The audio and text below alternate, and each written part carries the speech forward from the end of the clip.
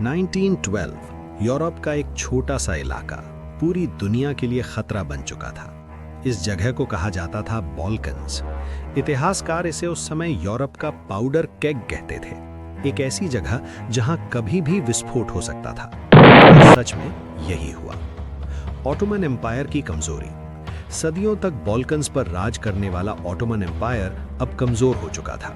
उसकी सेना कमजोर थी, सरकार अस्थिर थी और बॉल्कन्स के कई लोग अब आजादी चाहते थे। इसी मौके का फायदा उठाने के लिए 4 देशों ने एक अलायंस बनाया। ये था बॉल्कन लीग। इसमें शामिल थे सर्बिया, बल्गेरिया, ग्रीस और मॉन्टेनेग्रो। इनका लक्ष्य साफ था, ऑटोमन एम्पायर को बॉल्कन से बाहर निकालना। अक्टूबर 1912 में युद्ध शुरू हुआ।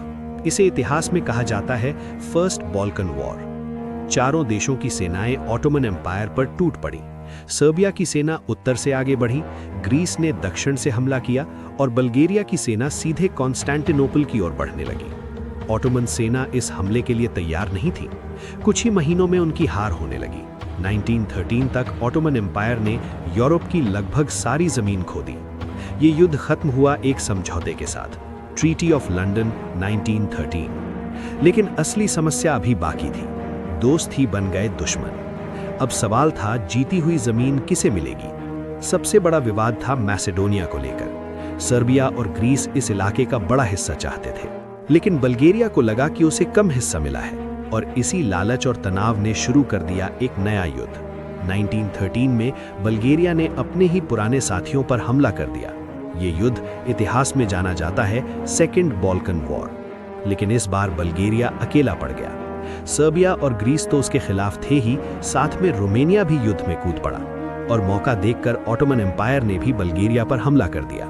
कुछ ही हफ्तों में बल्गेरिया की हार हो गई। युद्ध खत्म हुआ ट्रीटी ऑफ बुकारेस्ट 1913 के साथ। यूरोप में बढ़ता तनाव। इन युद्धों के बाद बॉल्कन्स का नक्शा बदल चुका था। सर्बिया अब पहले से ज्यादा ताकतवर बन चुका था। लेकिन यही बात एक बड़े साम्राज्य को पसंद नहीं आई। वो था ऑस्ट्रिया हंगरी।